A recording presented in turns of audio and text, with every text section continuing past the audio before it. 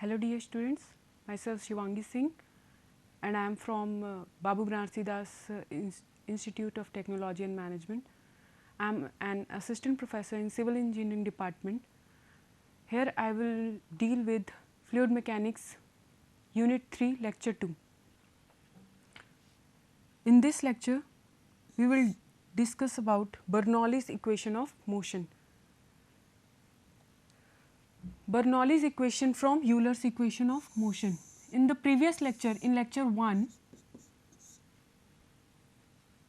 हम लोगों ने डिस्कस किया था यूलर्स इक्वेशन ऑफ मोशन. अब मैं आप लोगों को बता देती हूँ कि यूलर्स इक्वेशन ऑफ मोशन की हेल्प से ही हम लोग डिराइव करते हैं बर्नौलीज इक्वेशन ऑफ मोशन. ठीक है, तो बर्नौलीज इक्वेशन को डिराइव करने के लिए सबसे पहले हम लोग फिर से एक बार टर्म देख लेते हैं किसका, यूलर्स इक्वेशन ऑफ मोशन का. तो यूलर्स इक्वेशन ऑफ मोशन क्या हम लोगों ने डिराइव करी थी, equation of motion. Euler's equation of motion हम लोगों ने डिराइव करी थी dp upon rho plus g d z plus v d v is equals to 0. जब कभी भी आप लोगों से एग्ज़ाम में पूछेगा कि बर्नौलीज इक्वेशन ऑफ मोशन को डिराइव करिए, तो ऐसा नहीं होगा कि आप लोग इस टर्म से स्टार्ट करके बस बर्नौलीज इक्वेशन ऑफ मोशन को डिराइव कर दें. ऐसा नहीं होगा. आप लोग स्टार्टिंग से जो आप लोगों ने यूलर्स इक्वेशन ऑफ मोशन जहाँ से स्टार्टिंग से पढ़ा है, डिराइव किया है, यहाँ तक पहुँचे हैं, आफ्टर दैट आप लोग फिर इसके बाद इक्वेशन को डिराइव करेंगे. ठीक है, तो हम लोग बस यही है, एग्जाम्स में जब आपसे पूछा जाएगा कि बर्नौलीज इक्वेशन ऑफ मोशन को डिराइव करिए, तो आप लोग पूरी इक्वेशन को जो यूलर्स इक्वेशन ऑफ मोशन है वहाँ से डिराइव करेंगे. ठीक है, तो हम लोग यहाँ पे देखते हैं बर्नौलीज इक्वेशन हमें कैसे मिलती है. मेन जो आप लोगों ने स्टडी करी है यूलर्स इक्वेशन में, सारी जो रूल्स हैं वो उसी में लगते हैं. बर्नौलीज इक्वेशन में क्या है कि आप लोग जो यूलर्स इक्वेशन आपने पढ़ी है इसको हम लोग इंटीग्रेट कर देते हैं. ये क्या है, हम लोगों ने एक डिफरेंशियल इक्वेशन निकाली है. ठीक है, हम लोग क्या करेंगे, इसको इंटीग्रेट कर देंगे. ठीक है, जब इस इक्वेशन को हम इंटीग्रेट करते हैं, ठीक है, Bernoulli's equation is obtained by integrating the Euler's equation of motion. ठीक है, जो कि हम लोगों ने प्रीवियस लेक्चर में पढ़ा था. हम लोगों ने इंटीग्रेट किया इस इक्वेशन को. जब इंटीग्रेट करेंगे तो आप सब लोगों को पता है हम लोग जीरो का इंटीग्रेशन एक कांस्टेंट आएगा. ठीक है, इफ फ्लो इज इनकम्प्रेसिबल, यहाँ पे होगा if flow is incompressible, if flow is incompressible then rho is constant. ठीक है, रो क्या होगा हमारे पास, कांस्टेंट. तो हमारे पास क्या आ जाएगा, p अपॉन रो.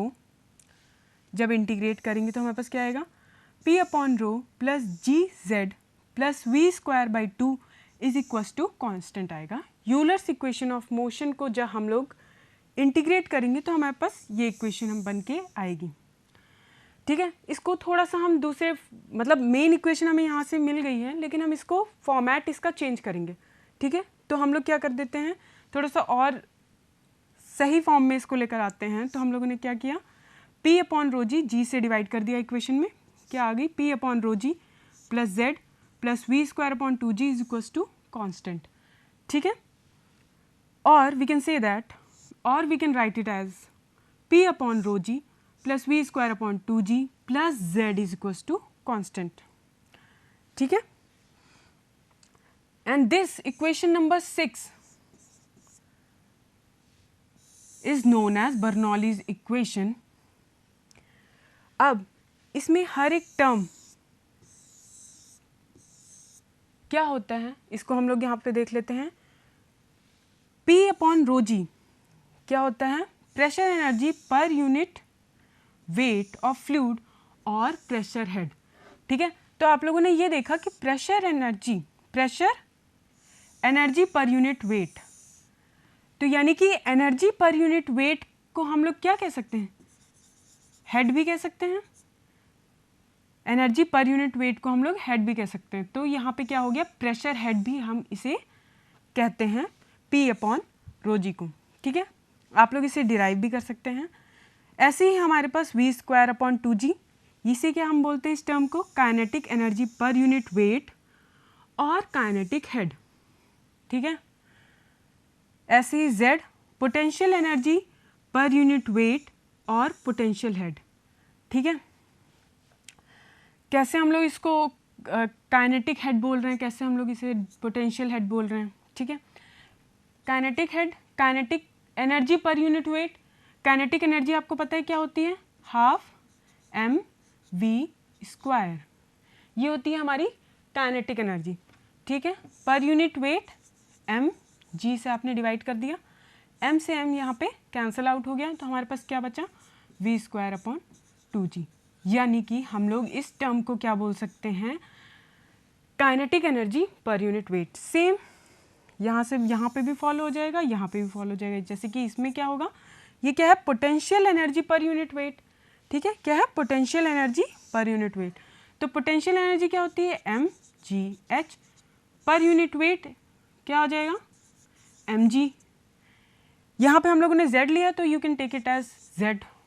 ठीक है, तो mgz/mg मतलब कि potential energy per unit weight. तो यहाँ पे ये वैल्यू क्या आ गई, z, mg से mg कैंसिल आउट हो गया।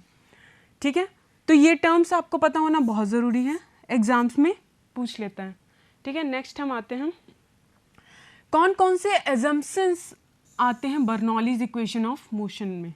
ठीक है, बर्नौलीज इक्वेशन ऑफ मोशन में। ठीक, तो the following are the assumption made in the derivation of Bernoulli's equation. First, the fluid is ideal, that is viscosity is 0। हमने ये क्यों कहा कि फ्लूइड आइडियल है और विस्कोसिटी 0 है, क्योंकि जब हम लोग इक्वेशन को डिराइव करने से पहले यूलर्स इक्वेशन ऑफ मोशन को हम लोग देख रहे थे, तो हम लोगों ने देखा था कि यूलर ने फोर्स ड्यू टू विस्कोसिटी को नेग्लेक्ट कर दिया था। ठीक है, क्या कर दिया था, नेग्लेक्ट कर दिया था। अब जब इन्होंने फोर्स ड्यू टू विस्कोसिटी को, किसने, यूलर्स ने जब फोर्स ड्यू टू विस्कोसिटी को अगर नेग्लेक्ट कर दिया, ठीक है, तो हमारे पास विस्कोसिटी अब क्या हो गई, 0 हो गई। और विस्कोसिटी अगर 0 हो गई तो फ्लूइड हमारा क्या हो गया, आइडियल हो गया। आपने कहाँ पढ़ा है, यूनिट 1 में। बट इज इट पॉसिबल कि कोई भी फ्लूइड आइडियल हो सकता है इन दिस होल वर्ल्ड और अर्थ, यू कैन से, कोई भी फ्लूइड ऐसा नहीं है जो कि आइडियल हो, यानी कि कोई भी फ्लूइड ऐसा नहीं है जिसकी विस्कोसिटी 0 हो। हर एक फ्लूइड में कुछ ना कुछ विस्कोसिटी की वैल्यू होती है, ज़्यादा हो सकती है, कम हो सकती है, बट होती है। यानी कि कोई भी फ्लूइड आइडियल नहीं होता। तो इन्होंने फ्लूइड को ऐसा क्यों बोला कि क्या कहते हैं, विस्कोसिटी 0 होगी, फोर्स ड्यू टू विस्कोसिटी 0 होगा। इन्होंने ऐसा इसलिए बोला just to make the equation simple. अगर हम इसको नेग्लेक्ट नहीं करेंगे तो हमारी जो वैल्यू होगी वो एग्जैक्ट और आएगी। ठीक है, लेकिन इसको हम लोग बाद में ओवरकम कर लेंगे, you will see in the next slides. Next हमारा एजम्पशन क्या है, the flow is steady. Flow is steady आपने कहाँ देखा, जब आप लोग Euler's equation of motion derive कर रहे थे, क्योंकि आपको पता है कि बर्नौलीज इक्वेशन कहाँ से आती है, यूलर्स इक्वेशन से ही आती है। जब आप लोग यूलर्स इक्वेशन को डिराइव कर रहे थे तो वहाँ पे जब आप लोगों ने F = m/as था, as की वैल्यू v/dv/ds प्लस dv/dt ली थी। ठीक है, और इन सब की वैल्यू अलग अलग रखी थी। हम सिर्फ इसकी बात कर रहे हैं कि ये एजम्पशन कहाँ से आया, द फ्लो इज स्टडी। ठीक है, द फ्लो इज स्टडी कहाँ से आया, आप लोगों ने जब ये टर्म लिया था तो आपने इसको क्या ले लिया था कि यहाँ पे आप लोगों ने ये एजम्पशन लिया था कि फ्लो स्टडी है। और फ्लो स्टडी के केस में ही ये टर्म क्या हो गया था हमारा, ये वाला इतना term dv/dt is equals to 0। ठीक है, नेक्स्ट हमारा क्या है, फ्लो इज इनकम्प्रेसिबल। तो यहाँ जो प्रीवियस स्लाइड में अगर आप देखेंगे तो यहाँ पे हमने लिया है if the flow is incompressible, तो डेंसिटी क्या होगी हमारी, कांस्टेंट होगी। तो जो थर्ड एजम्पशन आया आपका, फ्लो इज इनकम्प्रेसिबल, ठीक है, तो वो एजम्पशन हमारा वहाँ इस पॉइंट से आया। ठीक है, यानी कि हमारी डेंसिटी कांस्टेंट है। नेक्स्ट है फ्लो इज इरोटेशनल।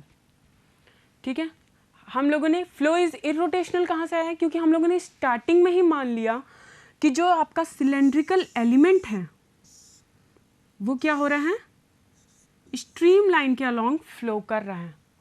ठीक है, स्ट्रीम लाइन के अलोंग अगर फ्लो कर रहा है तो क्या हो गया, फ्लो हमारा इरोटेशनल हो गया। ठीक है, रोटेशनल अगर फ्लो होगा, ठीक है, तो हमारा स्ट्रीम लाइन, ये जो यहाँ से हमने माना है, ये चीज़ नहीं हो पाएगी। ठीक है, तो यहाँ से आया तो फ्लो इज इरोटेशनल। ठीक है, तो जब भी आप क्या कहते हैं, बर्नौलीज इक्वेशन या यूलर्स इक्वेशन ऑफ मोशन का डेरिवेशन करते हैं, तो विद दैट आपको एजम्पशंस भी उसके लिखने पड़ते हैं। ठीक है, न्यूमेरिकल करने से पहले हम ये देख लेते हैं कि Bernoulli's equation for real fluid क्या होती है। न्यूमेरिकल को डील करने से पहले हम लोग इसको इसलिए डील कर रहे हैं क्योंकि हम लोग इस पे भी न्यूमेरिकल करेंगे। ठीक है, तो Bernoulli's equation for real fluid क्या होती है, आप लोगों ने पिछले वाली कंडीशन में क्या लिया था कि जो एजम्पशन, पहला एजम्पशन ही था कि फ्लो इज आइडियल। ठीक है, तो जब अगर मान लीजिए हमारे पास आइडियल फ्लूइड तो कोई है नहीं, यानी कि वो जो हम लोगों ने इक्वेशन निकाली है P/ρg प्लस के Z plus V²/2g equals to constant, तो वो हम कहीं अप्लाई नहीं कर पाएंगे क्योंकि हमने बोला कि कोई भी फ्लूइड आइडियल नहीं होता है। ठीक है, तो रियल फ्लूइड में क्या होगा कि कुछ लॉसेस होंगे। ठीक है, लॉस ऑफ एनर्जी होगा। लॉस ऑफ एनर्जी क्यों होगा, क्योंकि जो फोर्स ड्यू टू विस्कोसिटी है वो अप्लाई हो रहा होगा, यानी कि फोर्स ड्यू टू विस्कोसिटी अगर लग रहा है तो ये फ्लूइड हमारा क्या हो गया, रियल फ्लूइड हो गया, आइडियल नहीं रहा। ठीक, अब यहाँ पे हमने इस फोर्स को कंसीडर कर लिया है। ठीक है, अगर हमने इस फोर्स को कंसीडर किया तो हमारा फ्लूइड क्या हो गया, रियल हो गया। और उसके बाद अगर हमारा रियल फ्लूइड है तो कुछ ना कुछ एनर्जी लॉस होगी, यानी कि इन दिस केस, मतलब अगर मैं यहाँ पे खड़ी हुई हूँ, ठीक है, तो मेरी कोई एनर्जी लॉस नहीं हो रही। लेकिन इन केस अगर मैं 0.5 किलोमीटर या 1 किलोमीटर रन कर देती हूँ, ठीक है, तो पॉइंट ए से पॉइंट बी 1 किलोमीटर के बाद, ठीक है, पॉइंट बी जहाँ पे होगा, जितनी मेरी एनर्जी यहाँ पे है, कुछ एनर्जी 1 किलोमीटर डिस्टेंस को ट्रैवल करने में क्या होगी, एनर्जी लॉस होगी। ठीक है, तो पॉइंट ए से पॉइंट बी पर जाने में मेरी कुछ एनर्जी, यानी कि मान लीजिए यहाँ पे ये अगर मेरी एनर्जी थी, तो यहाँ पे भी अगर मैं आइडियल कंडीशन में मुझे लिया जाता है तो यहाँ पे भी मेरी एनर्जी ये रहनी चाहिए, लेकिन ऐसा नहीं होगा। E B is equals to क्या होगा, सॉरी, यहाँ पे E A is equals to क्या होगा, E B plus E L, यानी कि इस डिस्टेंस को ट्रैवल करने में जो एनर्जी लॉस हुई हमारी।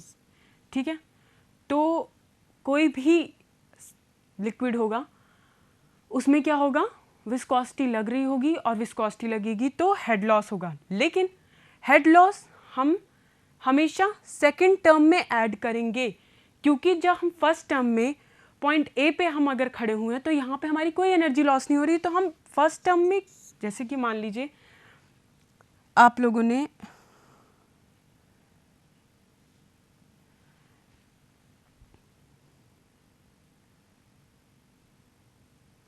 ठीक है, कोई भी एक ये पाइप है,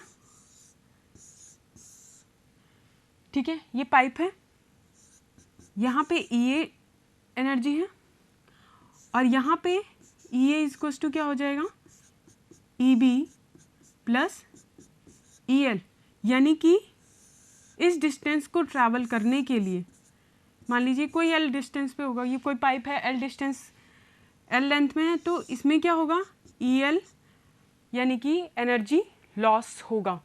ठीक है, तो आप जब इस पॉइंट पे खड़े थे तो आपकी कोई भी एनर्जी लॉस नहीं हो रही थी। ठीक है, जब लेकिन आप सेकंड पॉइंट पे पहुंचे तो आपकी एनर्जी लॉस हो गई। ये सेक्शन 1 हमने ले लिया, सेक्शन 2 ले लिया। आपके कन्वीनियंस के लिए आप ऐसे समझ जाएंगे, सेक्शन 1 ले लिया हमने, ये सेक्शन 2 ले लिया। ठीक है, अब सेक्शन 1 से 2 पे हमने पहुंचा तो हमारी एनर्जी लॉस हो गई। तो हम हमेशा जो सेक्शन 2 वाला टर्म होगा, यानी कि अगर हम सेक्शन 1 पे बर्नौलीज इक्वेशन लगाएं तो बर्नौलीज इक्वेशन क्या आएगी हमारी, P upon rho g plus v square upon 2g plus Z1। यहाँ पे कोई एनर्जी लॉस नहीं था, लेकिन जब हम सेकेंड सेक्शन पे पहुँचे एट सेक्शन 2 हमें क्या मिला कि एनर्जी लॉस हो रही है, यानी कि एनर्जी लॉस यानी कि हेड लॉस का जो हम टर्म है वो कहाँ लगाएंगे, सेकेंड इक्वेशन में, यानी कि P2 upon rho g plus V2 square upon 2g plus Z2 plus HL। यहाँ पे HL क्या है, HL इज हेड लॉस, और इसे क्या बोल सकते हैं हम लोग, एनर्जी लॉस। ठीक है, ये हो गया हमारा Bernoulli's equation for real fluid where HL is head loss between point 1 and point 2। तो हम लोग इसे एक टर्म मतलब इसमें इस डेफिनेशन को पढ़ भी लेते हैं। Bernoulli's equation was derived on the assumption that fluid is inviscid और non viscous and therefore frictionless, but all the real fluids are viscous and hence offer resistance to flow. Thus there are always some losses in fluid flows, and hence in the application of Bernoulli's equation these losses have to be taken into consideration. Thus Bernoulli's equation for real fluids between point 1 and 2 is given as this. ठीक है, तो exam में जब भी आपसे Bernoulli's equation for real fluids का derivation पूछा जाएगा तो आप लोग फिर वही यूलर्स इक्वेशन ऑफ मोशन को डिराइव करेंगे। आफ्टर दैट जो आपको डिफरेंशियल इक्वेशन यूलर इक्वेशन से मिलेगी उसको आप लोग इंटीग्रेट करेंगे, एंड इंटीग्रेट करने के बाद आप लोग उसमें जो आपको Bernoulli's equation for ideal fluid मिलेगी आप लोग उससे क्या करेंगे, उसमें हेड लॉस का टर्म ऐड कर देंगे। ठीक है, तो यहाँ से ये हमारा पॉइंट कंप्लीट हो गया है। हम लोग कुछ न्यूमेरिकल्स देख लेते हैं, Bernoulli's equation for real fluid and ideal fluid.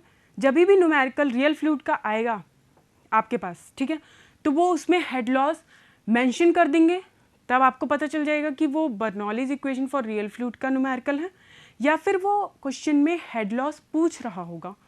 ठीक है, हेड लॉस अगर मान लीजिए EL या फिर मान लीजिए HL आप कह लें, तो HL इक्वल्स टू क्या हो जाएगा, EA माइनस EB। ये आपका क्या हो गया, हेड लॉस हो गया। तो आप हेड लॉस निकाल लेंगे, यहाँ से कैलकुलेट करेंगे। ठीक है, तो हम न्यूमेरिकल पे चलते हैं। पहले हम आइडियल फ्लूइड का मतलब Bernoulli's equation for ideal fluid के हम लोग कुछ न्यूमेरिकल देख लेते हैं। फर्स्ट न्यूमेरिकल क्या है, water is flowing through a pipe of 5 centimetre diameter under a pressure of 29.43 Newton per centimeter square and with mean velocity of 2 meter per second with the total head and total energy per unit weight of the water at a cross section which is 5 meter above the datum line। यानी कि आप जो चीज़ें जब आप numerical solve करते हैं तो न्यूमेरिकल सॉल्व करने का सबसे इजी तरीका यही होता है कि जो चीज़ें आप लोगों को दे रखी हैं गिवन उसको लिख लीजिए और वहाँ पे कौन सा फॉर्मूला अप्लाई होगा उसे लिख लीजिए। जब आप फॉर्मूला लिख लेते हो तो उसके बाद आप फॉर्मूला लिखने के बाद ये आप लोग देख लेंगे कि क्या फॉर्मूले की हर चीज़ें आप लोगों को दे रखी हैं क्वेश्चन में, और अगर नहीं दे रखी हैं तो आप लोग उसको कैसे फाइंड आउट करोगे। ठीक है, तो हमें यहाँ से डायमीटर ऑफ पाइप दे रखी है 5 सेंटीमीटर, इसको हमने कन्वर्ट कर लिया 0.5 मीटर। प्रेशर दे रखा है, इसको भी हमने कन्वर्ट कर लिया 29.43 × 10⁴ newton per metre square. Velocity हमें दे रखी है 2 मीटर पर सेकेंड। डेटम हेड दे रखा है Z इक्वल्स टू 5 मीटर। ठीक है, ये और हमें क्या निकालना है, टोटल हेड और total energy per unit weight of water, यानी कि total energy per unit weight of water क्या है, P upon rho g plus v square upon 2g plus z। This is what, total energy, यही तो है। अब यहाँ पे आपको प्रेशर दे रखा है और डेंसिटी, यानी कि यहाँ पे वाटर की डेंसिटी आप लोगों ने यूनिट 1 में पढ़ चुका है, क्या होती है 1000 kg पर metre cube, because this is standard liquid. Okay g, acceleration due to gravity आपको पता है 9.81 इसकी वैल्यू होती है। v की वैल्यू आपको दे रखी है 2 मीटर पर सेकेंड, यहाँ से g 9.81, z 5 metre and p आपको दे रखा है 29.43 into 10⁴ newton per metre square. ठीक है, यानी कि अब बस क्या करना है, आप लोगों ने देख लिया कि कौन कौन सी वैल्यूज दे रखी हैं, इससे आप लोग न्यूमेरिकल को सॉल्व कर लेंगे। ठीक है, तो जब हम लोगों ने टोटल हेड या फिर total energy per unit wait निकाला तो हमारे पास वैल्यू कितनी आई है, जब हमने इस इक्वेशन को सॉल्व किया, ये सारी वैल्यूज पुट करके क्या है 35.204 मीटर। ठीक है, नेक्स्ट न्यूमेरिकल हम लोग यहाँ से देखते हैं। अ pipe through which water is flowing is having diameters 20 centimeter and 10 centimeter at the cross section 1 and 2 respectively. The velocity of water at section 1 is given 4 meter per second. Find the velocity head at section 1 and 2. Also rate of discharge. Rate of discharge means आपको क्यों निकालना है, velocity head at section 1 and 2. तो velocity head यानी कि आपको kinetic head पूछ रहा है, यानी कि kinetic energy per unit weight पूछ रहा है। यहाँ से आप लोगों को फाइंड क्या करना है, आप लोग यहाँ पे लिख लीजिए